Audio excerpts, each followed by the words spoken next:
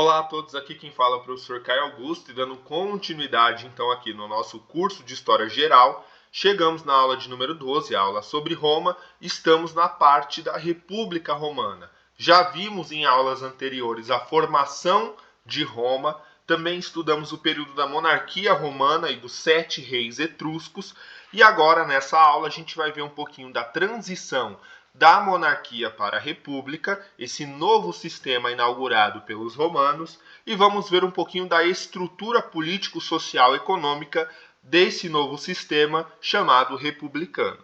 Vamos começar, é claro, com a definição, né? O que é república? Qual que é o período da República Romana, tá? O período da República de Roma é um período da história de Roma marcado por um novo regime.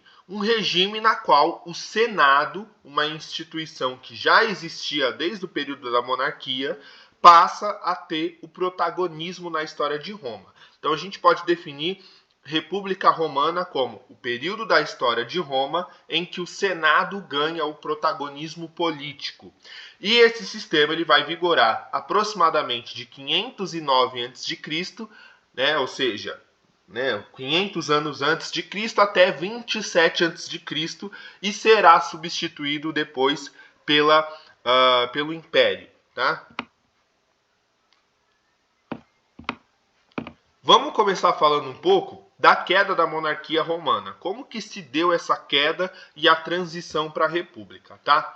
O último rei a assumir o trono de Roma foi um rei chamado Tarquínio o Soberbo, tá? Ele vai governar ali por volta de 534 a 509 a.C. E o governo dele vai ser extremamente conturbado. Ele vai tentar ser um governante autoritário, ele vai tentar se impor sobre o Senado em muitas situações, e além disso, além de ser um líder despótico, um líder autoritário, ele vai cometer inúmeros crimes, sendo um deles, por exemplo, o fato de que ele vai violentar a mulher de um senador, a Lucrécia. Então ele vai acumular para si um conjunto de crimes que vai fazer com que não só o Senado, mas a própria população romana passe a enxergar ele como um líder despótico. E aí vai acontecer uma oportunidade para derrubar esse Tarquínio, né? A partir de uma guerra civil. Então a população vai entrar numa guerra civil, né? Vamos ter inúmeras revoltas. Essas revoltas, que a princípio são revoltas sem uma liderança, passam a ter a liderança de dois personagens fundamentais, Lúcio Colatino e Lúcio Júnior Bruto, que vão organizar essas revoltas. A maior parte dessas revoltas são revoltas de plebeus, e aí o Senado vai olhar para essas revoltas plebeias e vai enxergar uma oportunidade para derrubar a monarquia. Alguns dos patrícios também vão olhar para essas revoltas de plebeus e vão enxergar nelas oportunidades, e aí, com a junção, digamos assim, de patrícios e plebeus, junto com o Senado e liderados por esses dois sujeitos, a gente vai ter uma grande revolta que vai expulsar o último rei, que é o Tarquínio o Soberbo. Então, sobre a revolta popular, com grande apoio dos plebeus, o Senado expulsou o último rei e instituiu um novo sistema na qual ele era protagonista, a República. E aí a pergunta óbvia, que vocês se fazem é: tá, mas o que significa república? Vamos ver daqui a pouquinho.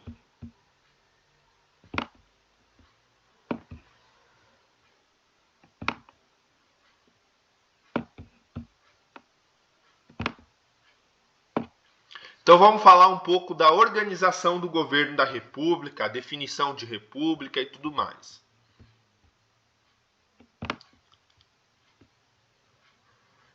A gente pode definir república a partir do significado da palavra república. Se a gente for no latim, no original, a gente vai ver que república vem de res publicas, que significa coisa pública. O que seria a república? Nada mais é do que pegar o Estado, tirá-lo das mãos privadas e colocá-lo nas mãos públicas. Porque na monarquia, o Estado ele é uma propriedade privada do rei. O rei ele é dono do Estado, dono das instituições. Por isso mesmo que não existe Por isso mesmo que não existe corrupção numa monarquia. Por que não existe corrupção na monarquia? Porque os bens do Estado pertencem ao rei. Se o rei pega o dinheiro público, o dinheiro dos impostos, e compra uma casa para ele, ele não está cometendo corrupção. Porque aquele dinheiro público pertence a ele. O rei é o proprietário privado do Estado. Na República, não. Na República, o rei ou o governante, qualquer que seja, não é o proprietário privado do Estado. Portanto, os bens do Estado não lhe pertencem. Pertence ao povo, pertence ao público. Logo, se ele utilizar esses bens públicos para o seu benefício privado, ele vai estar cometendo crime de corrupção. Então, se um imperador, a gente vai chegar no império, se no caso aqui da República, um cônsul, que é o poder executivo, a gente daqui a pouquinho vai ver, se um cônsul pegar o dinheiro público dos impostos e comprar para si uma casa, esse cônsul ele vai estar cometendo um crime de corrupção. Por quê? Porque aqueles bens não lhe pertencem, ele não é mais o proprietário privado do Estado. Ele é um representante do povo que administra esse Estado, que é um bem coletivo e não mais privado. Essa é a definição de república. E no caso, a instituição que administra esses bens públicos nada mais é do que o Senado, no caso da República Romana, tá? Vamos ver como que era a estrutura desse Senado. Bom, o Senado ele é composto por senadores que são escolhidos entre os patrícios, ou seja, eles são eleitos pela população, mas só podem se candidatar, a princípio, patrícios. Depois a gente vai ver que isso muda. Tanto plebeus quanto patrícios podem votar, mas quem pode se candidatar a senador, a princípio, são apenas patrícios. Depois isso muda, tá? E ele era eleito pelo voto popular para exercer um mandato de um determinado período. Então, o Senado, ele era composto por voto. Você não podia herdar o Senado. Você não poderia ser, por exemplo, se você fosse um filho de um senador, você não estava automaticamente com um cargo de senador na mão. Você teria que ser eleito. Claro que, sendo filho de um senador, é muito mais fácil você ser eleito do que se você não fosse filho de um senador. Mas a princípio, você tem que passar pelo voto popular. Bom, além dos senadores eleitos, a gente vai ter outras estruturas dentro da República.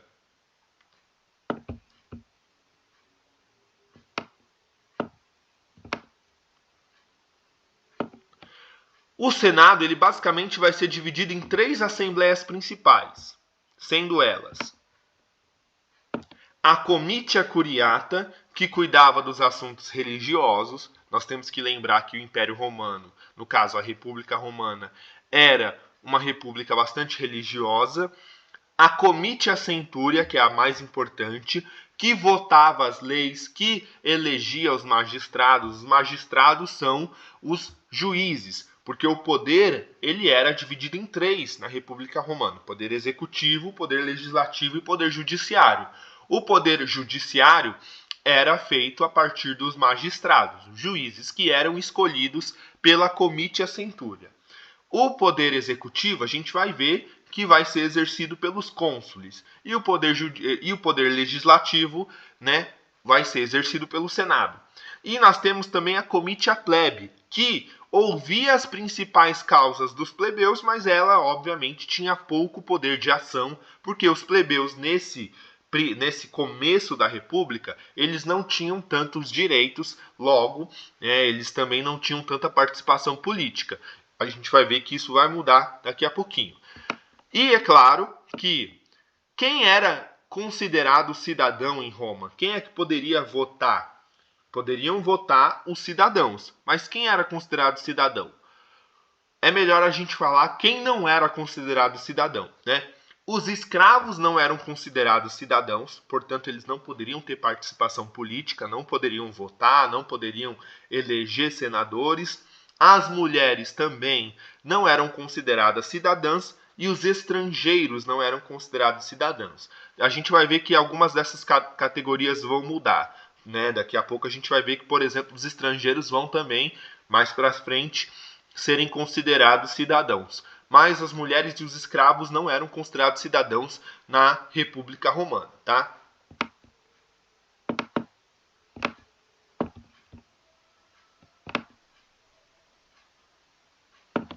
Além disso, a gente vai ter o poder executivo. O poder executivo, que executa as leis e que comanda o exército, era comandado por 2 cônsules, um cargo, né, que foi criado na República, que era o cargo de cônsul. E no caso da República Romana, haviam 2 cônsules para não ter, se tivesse apenas um cônsul, esse cônsul poderia ter um poder autoritário. E aí a República Romana coloca 2 para equilibrar. E quais eram as funções dos cônsules? Quais que eram os poderes dos cônsules? Primeiro, eles eram os comandantes dos exércitos. Então eles poderiam iniciar guerras, eles poderiam comandar exércitos. Eles também eram os presidentes das tribunas, daquelas 3 tribunas que a gente leu aqui. Eles comandavam as reuniões, conduziam as assembleias e julgavam os ditadores. A gente vai chegar nos ditadores, tá? O cônsul, ele era escolhido pelo Senado e ele exercia mandato ali de aproximadamente 1 ano, tá? Então, depois de 1 ano, ele saía do poder e entrava outro cônsul. E era sempre eleito de 2 em 2, né? 2 cônsules ficam 1 ano no poder e depois mais 2, tá? Mas além do cônsul, em momentos de guerra, em momentos de disputa, em momentos de rebelião civil, Roma precisa tomar decisões rápidas. Não dá para ficar esperando o Senado discutir e decidir uma questão para tomar uma decisão. Nesses momentos, o próprio Senado romano e os cônsules criaram um novo cargo, que é o cargo de ditador. O que eram os ditadores, tá? A gente vai chegar lá.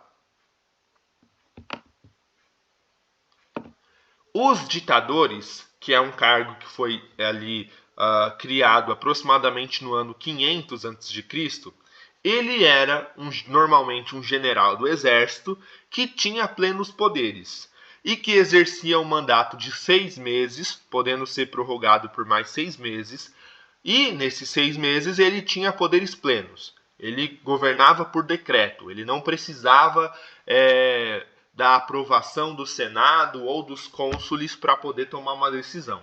Porém, quando o mandato desse sujeito acabava, ele seria julgado pelo Senado e pelos cônsules em tudo aquilo que ele fez. E se ele tivesse tomado alguma decisão equivocada, uma decisão criminosa, ele poderia ser executado, poderia ser preso, né? Então ele tem um mandato de 6 meses, podendo ser prorrogado por mais 6 meses, com plenos poderes, governando por decreto, mas se ele cometer algum crime nesse período, quando o mandato dele acabar, ele vai ser julgado e vai ser condenado pelos possíveis crimes que ele tenha cometido, tá?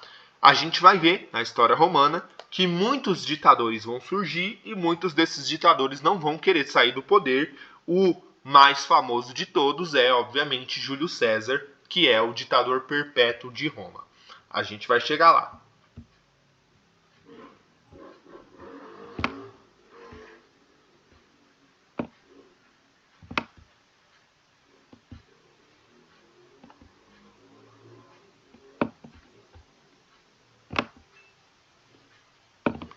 Para finalizar a nossa aula, a gente vai falar um pouquinho das revoltas dos plebeus e como que os plebeus conseguiram conquistar uma série de direitos políticos ao longo da história de Roma. Vamos então entender um pouquinho dessas revoltas dos plebeus. Bom, a gente sabe que sempre houve disputa entre patrícios e plebeus na República Romana, principalmente pelo fato de que os plebeus não tinham tantos direitos políticos, né? Por exemplo, o senador plebeu era uma coisa quase que impossível de se eleger, e também quem eram os donos das terras eram os patrícios, e portanto os plebeus não tinham também direitos econômicos. Esses plebeus vão se organizar e vão conduzir uma série de revoltas em Roma, buscando maior participação política e melhores condições econômicas. Em 494 vai acontecer aí talvez uma das principais revoltas de plebeus, a revolta do Monte Sagrado, na qual um grupo de plebeus vai tomar um monte e vai ali organizar uma nova sociedade naquele monte. Eles vão se organizar mesmo, vão criar um pequeno exército, vão construir quase que uma nova sociedade. Vai forçar os patrícios e os senadores a negociarem com esses plebeus, e a partir daí uma série de direitos são adquiridos aos plebeus. A gente vai ver alguns desses direitos.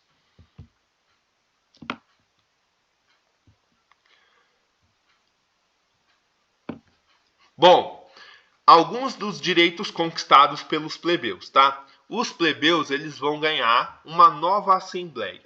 A assembleia chamada Tribuna da Plebe, uma assembleia que é exclusiva para representar os direitos dos plebeus. Isso a partir das revoltas, né? Então, depois de várias revoltas, os plebeus vão ganhar esses direitos, tá?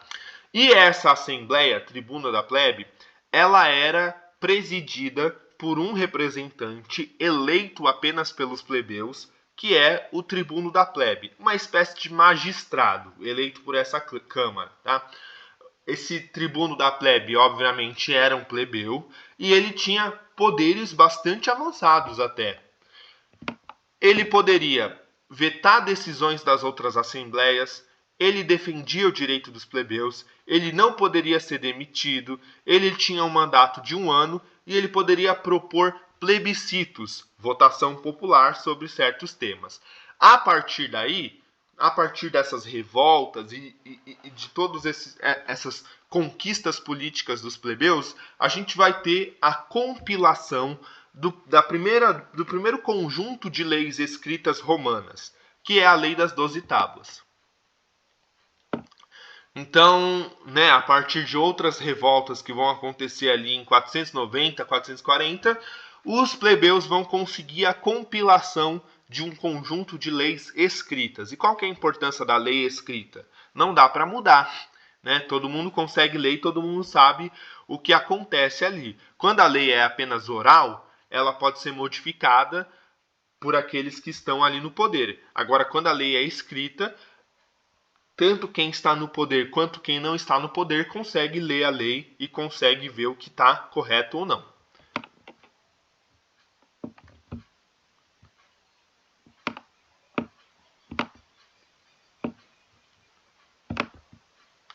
A partir daí, a partir da lei das 12 tábuas, os plebeus eles vão conseguir uma série de conquistas, em especial 4 leis que vão permitir com que eles tenham uma vida um pouco melhor. A primeira lei, promulgada ali aproximadamente em 445 a.C., é a lei da Calunéia, que é uma lei que permite o casamento entre patrícios e plebeus. E qual que é a importância de se permitir o casamento entre patrícios e plebeus? Ora, toda. Porque o casamento é uma forma de ascensão social na Roma antiga. Se eu sou um plebeu de uma família pobre, mas eu tenho uma filha bonita, eu posso casar essa filha com um patrício e com isso elevar o status social da minha família. Em 336, a lei Licínia, que dava permissão aos plebeus para serem magistrados, uma coisa que não acontecia antes. Depois, em 324, a lei da Politeia, que é uma lei talvez a mais importante de todas, que é o fim da escravidão por dívidas. A escravidão agora só seria permitida por conquista. E por fim, a lei Ogúnia, que era a lei que permitia com que os plebeus tivessem cargos religiosos. E com isso eles poderiam também assumir o posto de sacerdotes. Com isso, os plebeus ganham uma série de direitos, mas é claro que as guerras civis em Roma não vão acabar e a gente vai ver a continuação dessas guerras na próxima aula. Espero que vocês tenham gostado. Até a próxima. Abraços.